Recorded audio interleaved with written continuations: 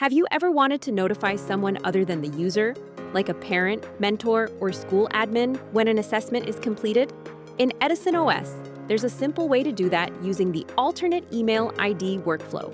First, head over to the People tab and select the user whose account you want to update. In the user's settings, you'll find a field to enter an alternate email ID. Go ahead and add the email address you'd like notifications to be sent to.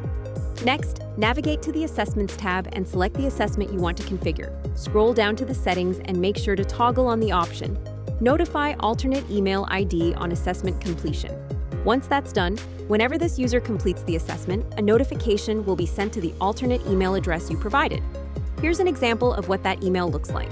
It includes the user's name, the assessment they completed, the completion time, and many more. As always, if you have any questions, head to our Help Center or contact us for more resources.